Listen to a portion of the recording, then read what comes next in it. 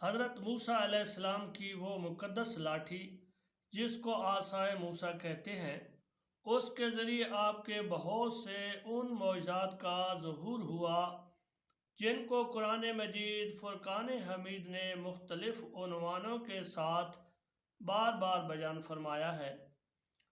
اس مقدس لاٹھی کی تاریخ بہت قدیم ہے، جو اپنے دامن میں سینکڑوں ان تاریخی واقعات کو سمیٹے ہوئے ہیں جن میں عبرتوں اور نصیحتوں کے ہزاروں نشانات ستاروں کی طرح جگمگا رہے ہیں،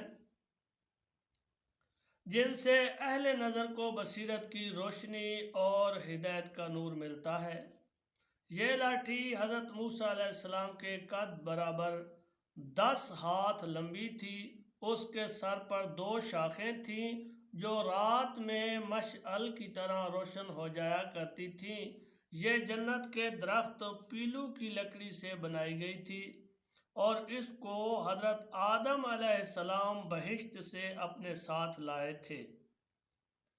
بیان کیا جاتا ہے کہ حضرت آدم علیہ السلام جب بہشت سے زمین پر تشریف لائے تو 5 چیزیں ساتھ لائے۔ نمبر 1، حضرت آدم علیہ السلام کے ساتھ عود یعنی خوشبودار لکڑی۔ نمبر 2، حضرت موسیٰ علیہ السلام کا عصا جو عزت والی پیلو کی لکڑی کا تھا۔ نمبر 3، انجیل کی پتیاں۔ نمبر 4، حجر اسود جو مکہ معظمہ میں ہے۔ نمبر 5، نبی معظم حضرت سلیمان علیہ السلام کی انگوٹھی۔ حضرت آدم علیہ السلام کے بعد یہ مقدس عصا حضرات انبیاء کرام علیہم السلام کو یکے بعد دیگرے بطور میراث کے ملتا رہا، یہاں تک کہ حضرت شعیب علیہ السلام کو ملا، جو قوم مدین کے نبی تھے۔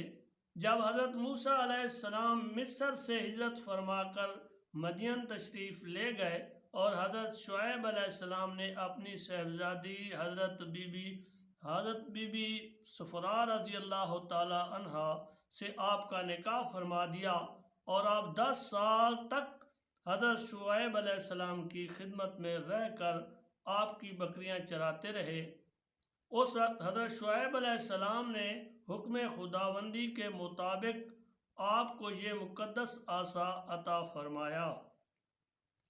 پھر جب آپ اپنی زوجہ محترمہ کو ساتھ لے کر مدین سے مصر اپنے وطن کے لیے روانہ ہوئے اور وادی مقدس مقام طوا میں پہنچے تو اللہ تعالیٰ نے اپنی تجلی سے آپ کو سرفراز فرما کر منصب رسالت کے شرف سے سربلند فرمایا۔ اس وقت حضرت حق جل مجدہ نے آپ سے جس طرح کلام فرمایا، قرآن مجید نے اس کو اس طرح بیان فرمایا: وَمَا تِلْكَ بِيَمِينِكَ يَا مُوسَىٰ قَالَ هِيَ عَصَايَ أَتَوَكَّأُ عَلَيْهَا وَأَهُشُّ بِهَا عَلَىٰ غَنَمِي وَلِيَ فِيهَا مَآرِبُ أُخْرَىٰ۔ اور اے موسیٰ، آپ کے دائیں ہاتھ میں کیا ہے؟ تو آپ نے کہا کہ یہ میری لاٹھی ہے، میں اس پر ٹیک لگاتا ہوں اور اس سے اپنی بکریوں کے لیے پتے جھاڑتا ہوں اور اس سے میرے دوسرے کاموں بھی نکلتے ہیں۔ مآرب اخرى، دوسرے کاموں سے مراد تفسیر میں حضرت علامہ ابو البرکات عبداللہ بن احد نفسی رحمۃ اللہ علیہ فرماتے ہیں کہ